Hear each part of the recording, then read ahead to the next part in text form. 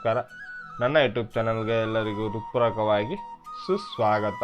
ಇವತ್ತಿನ ಶ್ಲೋಕ 5ನೇ ಶ್ಲೋಕ ಆಗಿರುತ್ತೆ. ಇವತ್ತಿನ ಶ್ಲೋಕ ಹೇಳುತ್ತೆ, ನಮ್ಮ ಜೀವನದಲ್ಲಿ ಶ್ರೀಕೃಷ್ಣ ಪರಮಾತ್ಮ ದೇಹವಲ್ಲ, ಒಂದು ಪರಮ ಪುರುಷನಾದ ಶ್ರೀಕೃಷ್ಣ ಅಂತ ನಾವು ತಿಳ್ಕೋಬೇಕಾಗುತ್ತೆ. ಮತ್ತು ಇವತ್ತಿನ ಶ್ಲೋಕ ಹೇಳುತ್ತೆ, ನಮ್ಮ ಜೀವನದಲ್ಲಿ ನಾವೇನೇನಾಗಲಿ ಒಂದು ಕರ್ತವ್ಯ ಅಂತ ಮಾಡುವಾಗ ನಮಗೆ ಕಾಣುವುದು ಒಂದು ಕುತೂಹಲ ಮತ್ತು ಗೊಂದಲವಾಗಿ ನಾವು ತಿಳ್ಕೋಬೇಕಾಗುತ್ತೆ.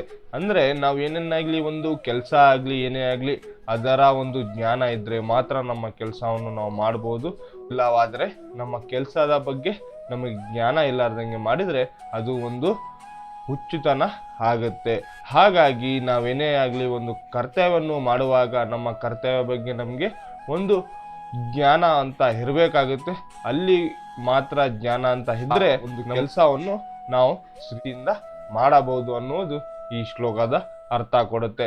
ಮತ್ತು ನಮ್ಮ ಜೀವನದಲ್ಲಿ ನಾವು ತಿಳ್ಕೋಬೇಕಾಗಿದ್ದೇನೆಂದರೆ, ನಾವು ಈ ಪ್ರಪಂಚದ ಒಂದು ಒಳ್ಳೆಯ ರೀತಿಯ ಬದುಕನ್ನು ನಾವು ಯಾವ ಥರ ಕಟ್ಕೊಳ್ಳಬೇಕು ಮತ್ತು ನಾವು ಜೀವನದ ರಹಸ್ಯವನ್ನು ಯಾವ ಥರ ತಿಳ್ಕೋಬೇಕು. ಮತ್ತು ಶ್ರೀಕೃಷ್ಣ ಪರಮಾತ್ಮ ತಿಳಿಸಿದ ಪ್ರಕಾರ ಈ ಹಿಂದೆ ಒಂದು ಕೋಟ್ಯಾಂತರ ವರ್ಷಗಳಾದ ಹಿಂದೆ ನೀವು ಕೂಡ ಒಂದು ಪಾತ್ರರಾಗಿರ್ತೀರ.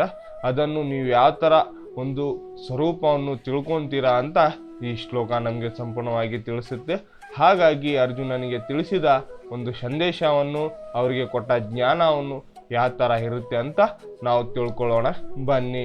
ಈ ಶ್ಲೋಕದ ಅರ್ಥವನ್ನು ಸಂಪೂರ್ಣವಾಗಿ ನೋಡಿ ಮತ್ತು ಈ ಶ್ಲೋಕವನ್ನು ತಿಳ್ಕೊಂಡು ನಿಮ್ಮ ಜೀವನದಲ್ಲಿ ನೀವು ಅಳವಡಿಸ್ಕೊಳ್ಳಿ ಅನ್ನೋದು ಈ ಶ್ಲೋಕದ ಒಂದು ಸಂಪೂರ್ಣದ ಅರ್ಥ ಆಗಿರುತ್ತೆ. ಹಾಗಾಗಿ ಈ 5ನೇ ಶ್ಲೋಕವನ್ನು ಪ್ರಾರಂಭ ಮಾಡೋಣ ಮತ್ತು ಈ ಶ್ಲೋಕದ ಅರ್ಥವನ್ನು ತಿಳ್ಕೊಳ್ಳಿ ಮತ್ತು ಇವತ್ತಿನ ಶ್ಲೋಕವನ್ನು ತಿಳ್ಕೊಳ್ಳೋಣ ಮತ್ತು ಅದರ ಬಗ್ಗೆ ಚರ್ಚಿಸೋಣ. ಮತ್ತು ನನ್ನ ಚಾನಲನ್ನು ಸಬ್ಸ್ಕ್ರೈಬ್ ಮಾಡಿಲ್ಲ ಅಂದರೆ ಸಬ್ಸ್ಕ್ರೈಬ್ ಮಾಡಿ. ಬನ್ನಿ 5ನೇ ಶ್ಲೋಕ ಏನಿದೆ ಅಂತ ನಾವು ತಿಳ್ಕೊಳ್ಳೋಣ. 5ನೇ ಶ್ಲೋಕ ಹೇಳುತ್ತೆ, ಬಹೂನಿ ಮೇ ವೃತ್ತಾನಿ ಜನ್ಮಾನಿ ತವಾರ್ಜುನ ತನ್ಯಾಹಂ ವೇದ ಸರ್ವಾಣಿ ತತ್ವಂ ವೇತ್ತ ಪರಪ್ತಾನಿ. ಇದರ ಅರ್ಥ ಏನಂದರೆ, ದೇವತಂ ಪರಮ ಪುರುಷನು ಹೇಗೆ ಹೇಳಿದನು, ಶತ್ರು ದಾನ ಆದ ಅರ್ಜುನನೇ, ನೀನು ನಾನು ಅನೇಕ ಜನ್ಮಗಳಲ್ಲಿ ಕಳೆದಿದ್ದೇವೆ. ನನಗೆ ಇಲ್ಲದರ ನೆನಪಿದೆ, ಆದರೆ ನಿನಗೆ ಇಲ್ಲ. ಅಂದರೆ ನಾನು ತಿಳ್ಕೊಂಡಿದ್ದ ಪ್ರಕಾರ ನಿನ್ನ ಜೀವನದಲ್ಲಿ ನಿನಗೆ ಅಂದರೆ ನಿನ್ನ ಜೀವನದಲ್ಲಿ ನಾನು ಕೂಡ ನೀನು ಕೂಡ ಒಂದು ಒಳ್ಳೆಯ ರೀತಿಯಿಂದ ಹಿಂದೆ ಬದುಕಿದ್ದೀವಿ. ಮತ್ತು ಇವತ್ತಿನ ದಿನಗಳಲ್ಲಿ ನಾವು ತಿಳ್ಕೋಬೇಕಾಗಿದ್ದೇನೆಂದರೆ, ನೀನು ಮತ್ತು ನಾನು ಬದುಕಿದ್ದೀವಿ, ಆದರೆ ನಿನಗೆ ನೆನಪಿಲ್ಲ, ನನಗೆ ನೆನಪಿದೆ. ಅದಕ್ಕೆ ನನಗೆ ನಿನಗೆ ವ್ಯತ್ಯಾಸ ಅಂತ ಶ್ರೀಕೃಷ್ಣ ಪರಮಾತ್ಮ ತಿಳಿಸ್ತಾ ಇದ್ದಾರೆ. ಮತ್ತು ಅವರ ನಡುವಿನ ಒಂದು ಬಾಂಧವ್ಯದಿಂದ ಜೀವಿಯು ಕೂಡ ಒಂದು ದೇಹವಾಗಿರುತ್ತೆ, ಆತ್ಮವಾಗಿರುತ್ತೆ. ಆದರೆ ಶ್ರೀಕೃಷ್ಣ ಪರಮಾತ್ಮ ಆತ್ಮ ಮತ್ತು ದೇಹದ ನಡುವಿನ ಒಂದು ಒಳ್ಳೆ ಇದಾಗಿರುತ್ತೆ. ಏನಂದರೆ ಒಂದು ಒಳ್ಳೆ ದೇವರಂತಹ ಒಂದು ಪರಮ ಪುರುಷನ ಭಕ್ತನಂತಹ ಒಂದು ಭಗವಂತನ ಒಂದು ರೂಪ ಅವರಲ್ಲಿ ಇರುತ್ತೆ ಅಂತ ನಾವು ತಿಳ್ಕೋಬೇಕಾಗುತ್ತೆ. ಮತ್ತು ಅವರಲ್ಲಿನ ಒಂದು ಜೀವನದ ಕಥೆಗಳು ಅಂತ ಬಂದಾಗ ನಮಗೆ ತಿಳಿಯೋದು ಏನಂದರೆ, ನಾವು ಏನೇನಾಗಲಿ ಕಾಣುವಾಗ ಹೇಳುವಾಗ ನಮಗೆ ಒಂದು ಜ್ಞಾನ ಅಂತ ಇರಬೇಕಾಗುತ್ತೆ.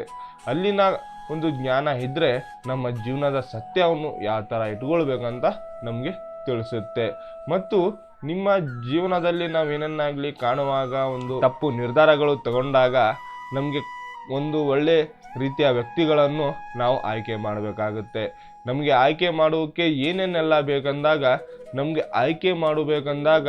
ನಮಗೆ ಒಂದು ವಿವೇಚನದ ಒಂದು ಚಿಂತೆ ಬರುತ್ತೆ. ಅಂದರೆ ನಾವು ಏನನ್ನಾಗಲಿ ಕರ್ತವ್ಯ ಮಾಡೋಕ್ಕಿಂತ ಮೊದಲು ಕೆಟ್ಟದಾಗಿ ಯೋಚನೆ ಮಾಡಿಬಿಡ್ತೀವಿ, ಆಗುತ್ತಾ ಇಲ್ವಾ ಏನೋ ಆಗುತ್ತೆ. ಆದರೆ ಅದರ ಬಗ್ಗೆ ಜ್ಞಾನ ಇದ್ದರೆ ಮಾತ್ರ ಖಂಡಿತವಾಗಿ ಆಗುತ್ತೆ ಅಂತ ನಮಗೆ ಗೊತ್ತಿರಬೇಕಾಗುತ್ತೆ. ಜ್ಞಾನ ಅಂತ ಇಲ್ಲದಾಗ ನಾವು ಏನೇನಾಗಲಿ ಒಂದು ಕರ್ತವ್ಯ ಮಾಡುವಾಗ ಅದು ತಪ್ಪು ಅಂತ ನಮಗೆ ಭಾವಿಸುತ್ತೆ ಅನ್ನೋದು ಈ ಶ್ಲೋಕದ ಒಂದು ಅರ್ಥವಾಗಿರುತ್ತೆ. ಹಾಗಾಗಿ ನಿಮ್ಮ ಜೀವನದಲ್ಲಿ ಈ ಥರ ಏನಾದರೂ ನಡೀತಾ ಇದ್ದರೆ ನೀವು ಒಳ್ಳೆಯ ಜನನ ಆಯ್ಕೆ ಮಾಡಿ ಮತ್ತು ನಿಮ್ಮ ಕರ್ತವ್ಯವನ್ನು ಸದಾಕಾಲ ನಿತ್ಯವಾಗಿ ಜ್ಞಾನ ತಗೊಂಡು ಮಾಡಿ ಅನ್ನುವುದು ಈ ಶ್ಲೋಕ ನಮಗೆ ಸಂಪೂರ್ಣವಾಗಿ ತಿಳಿಸುತ್ತೆ.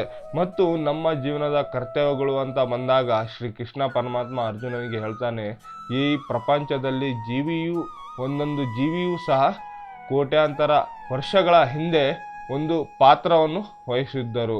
ಅದಕ್ಕೆ ಅವರು ಎಲ್ಲ ಥರದ ಜೀವಿಗಳಾಗಿ ಬದಲಾಗ್ತಾ ಇರ್ತಾರೆ. ಆದರೆ ಜೀವಿಗೆ ಒಂದೇ ಆಗಿರುತ್ತೆ, ಆತ್ಮ ಹೊರಗೆ ಬಂದ್ಬಿಟ್ಲೆ ದೇಹನೇ ಬಿಟ್ಟು ಹೋಗುತ್ತೆ, ಇನ್ನೊಂದು ದೇಹಕ್ಕೆ ಸೇರುತ್ತೆ. ದೇಹ ಬಿಟ್ಟಿದ ನಂತರವೇ ಅದನ್ನು ಇನ್ನೊಂದು ದೇಹಕ್ಕೆ ಹೋದಾಗ ಅಲ್ಲಿ ಹೊಸ ಮರುಳಿ ಒಂದು ಜನ್ಮ ತಗೊಳ್ಳುತ್ತೆ ಅನ್ನೋದು ಈ ಶ್ಲೋಕ ನಮಗೆ ಸಂಪೂರ್ಣವಾಗಿ ತಿಳಿಸುತ್ತೆ. ಅರ್ಜುನನಿಗೆ ಯಾವ ಥರ ಜ್ಞಾನ ಹೇಳ್ತಿದ್ದಾರೆ ಅಂದರೆ, ನಮಗೆ ತಿಳಿಯೋದು ಮುಂದಿನ ದಿನಗಳಲ್ಲಿ ತಿಳಿಸುವುದು ಅನ್ನೋದು ಈ ಅರ್ಥವಾಗಿ ತಿಳಿಸ್ತಾ ಇದ್ದಾರೆ. ಜ್ಞಾನ ಅಂತ ಬಂದಾಗ ಶ್ರೀ ಕೃಷ್ಣ ಪರಮಾತ್ಮ ಅರ್ಜುನನಿಗೆ ತಿಳಿಸ್ತಾ ಇದ್ದಾರೆ, ನಿಮ್ಮ ಜೀವನದಲ್ಲಿ ನೀವೇನೇನಾಗಲಿ ಕಾಣಬಹುದು ಅಂದಾಗ ನಿಮಗೆ ಅದರ ಅರ್ಥ ಇರಬೇಕು, ಅದರ ಜ್ಞಾನ ಇರಬೇಕು. ಹಾಗಿದ್ರೆ ಮಾತ್ರ ನಿಮ್ಮ ಜೀವನದ ಒಂದು ಒಳ್ಳೆಯ ದಾರಿಯನ್ನು ನೀವು ಹುಡುಕಲು ಸಾಧ್ಯ ಆಗುತ್ತೆ ಅಂತ ಶ್ರೀಕೃಷ್ಣ ಪರಮಾತ್ಮ ಅರ್ಜುನನಿಗೆ ತಿಳಿಸ್ತಾ ಇದ್ದಾರೆ. ಮತ್ತು ಜೀವಿಯನ್ನು ಯಾಕೆ ಬದಲಾಗುತ್ತೆ ಅಂದರೆ, ಈಗ ಏನೇನಾಗಲಿ ಒಂದು ದೇಹ ಆಗಲಿ ಏನೇ ಆಗಲಿ ಅದು ಸದಾಕಾಲ ಒಂದೇ ಆಗಿ ಇರೋದಿಲ್ಲ. ಎದಕ್ಕಂದರೆ ದಿನನಿತ್ಯವಾಗಿ ಅದನ್ನು ದೇಹನ ಯೂಸ್ ಮಾಡ್ತಾನೇ ಇರ್ತೀವಿ. ಅದಕ್ಕೆ ಅದು ದೇಹ ಒಳಗೆ ಮುಕ್ಕಾಗಿ ನಮಗೆ ಕಾಣುವುದಿಲ್ಲ. ಮುಂದಿನ ದಿನಗಳಲ್ಲಿ ಅದು ಕಾಣುತ್ತೆ ಅಂತ ನಾವು ಶ್ರೀಕೃಷ್ಣ ಪರಮಾತ್ಮನ ಒಂದು ಜ್ಞಾನವನ್ನು ತಿಳ್ಕೊಂಡಿರ್ತೀವಿ. ಮತ್ತು ನಮ್ಮ ಜೀವನದ ಕರ್ತವ್ಯವನ್ನು ಮಾಡುವಾಗ ನಮಗೆ ಜ್ಞಾನ ಇರಬೇಕು ಅಂತ ಶ್ರೀಕೃಷ್ಣ ಪರಮಾತ್ಮ ನಮಗೆ ತಿಳಿಸ್ತಾ ಇದ್ದಾರೆ. ಹಾಗಾಗಿ ನಿಮ್ಮ ಜೀವನದಲ್ಲಿ ಏನಾದರೂ ಒಂದು ಸಂದೇಶವನ್ನು ತರಬೇಕಂದ್ರೆ ನೀವು ಸಂಪೂರ್ಣವಾಗಿ ಒಂದು ಒಳ್ಳೆ ಜನರನ್ನು ಆಯ್ಕೆ ಮಾಡಿಕೊಂಡು ನಿಮ್ಮ ಜ್ಞಾನವನ್ನು ಒಂದು ಒಳ್ಳೆ ಉನ್ನತ ಸ್ಥಾನಕ್ಕೆ ನೀವು ತಗೊಂಡೋಗಿ ಅಂತ ಈ ಶ್ಲೋಕದ ಅರ್ಥಪೂರ್ಣವಾಗಿ ನಿಮಗೆ ತಿಳಿಸಿದೆ ಅಂತ ನಾನು ಭಾವಿಸ್ತೀನಿ. ಮತ್ತು ಇವತ್ತಿನ ಶ್ಲೋಕ ನಿಮಗೆ ಸಂಪೂರ್ಣವಾಗಿ ತಿಳಿದಿದೆ ಅಂತ ನಾನು ಭಾವಿಸ್ತೀನಿ. ಒಂದು ಸಣ್ಣದಾಗಿ ಒಂದು ಜೀವನದ ಅರ್ಥ ಏನು ಅಂತ ಒಂದು ಪಾಯಿಂಟ್ಸ್ ಮುಖಾಂತರ ನಾನು ನಿಮಗೆ ತಿಳಿಸ್ತೀನಿ. ಒಂದು ಈ ಶ್ಲೋಕವು ನಮ್ಮನ್ನು ಕಣ್ಣಿಗೆ ಕಾಣುವ ಭೌತಿಕ ಸತ್ಯಕ್ಕಿಂತ ಮೀರಿದ ಪರಮ ಎಂಬುದನ್ನು ಒಪ್ಪಿಕೊಳ್ಳಲು ಆಗುವಂತೆ ಪ್ರೇರಿಸುತ್ತದೆ. ಜೀವನದ ಕಠಿಣ ಸಂದರ್ಭಗಳಲ್ಲಿ ನಾವು ಕೇವಲ ವರ್ತಮಾನವನ್ನು ನೋಡಿ ಕುಗ್ಗಬಾರದು. ಅಂದರೆ ನಮ್ಮ ಜೀವನದಲ್ಲಿ ನಮಗೆ ಕಷ್ಟ ಅಂತ ಬಂದ್ಕೂಡಲೇ ನಾವು ಕುಗ್ಗಬಾರದು. ಆದಂಥ ಒಂದು ಪ್ರಯತ್ನವನ್ನು ನಾವು ಮಾಡಬೇಕಾಗುತ್ತೆ. ಈಗ ನಾವು ಯಾರಿಗೂ ನೋಡಿ ಇವರೆಲ್ಲ ಏನು ಪ್ರಯತ್ನ ಮಾಡ್ದಂಗೆ ಬಂದಿದ್ದಾರೆ ಅಂತ ನಾವು ಅವರ ಬಗ್ಗೆ ಒಂದು ಅಪಾರವಾಗಿ ಯೋಚನೆ ಮಾಡಬಾರ್ದು. ಅವರ ಬಗ್ಗೆವಾಗಿ ಒಂದು ಒಳ್ಳೆ ರೀತಿಯಿಂದ ಯೋಚನೆ ಮಾಡಬೇಕು ಅಂತ ಈ ಶ್ಲೋಕ ನಮಗೆ ಸಂಪೂರ್ಣವಾಗಿ ತಿಳಿಸುತ್ತೆ. ಹಾಗಾಗಿ ಏನೇ ಆಗಲಿ ಒಂದು ಜೀವನದ ಅರ್ಥವನ್ನು ತಿಳ್ಕೊಬೇಕಂದ್ರೆ ನೀವು ಸಂಪೂರ್ಣವಾಗಿ ಜ್ಞಾನವನ್ನು ತಿಳ್ಕೊಳ್ಳಿ ಮತ್ತು ಇದರ ಜೀವನದ ಸತ್ಯವನ್ನು ಅರಿವು ಮಾಡಿಕೊಳ್ಳಿ ಅಂತ ಈ ಶ್ಲೋಕ ನಮಗೆ ಸಂಪೂರ್ಣವಾಗಿ ತಿಳಿಸುತ್ತೆ.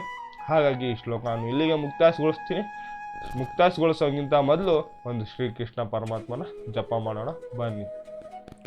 ಹರೇ ಕೃಷ್ಣ ಕೃಷ್ಣ ಕೃಷ್ಣ ಹರೇ ಹರೇ ರಾಮ್ ರಾಮ್ ರಾಮ್ ಹರೇ ಹರೇ.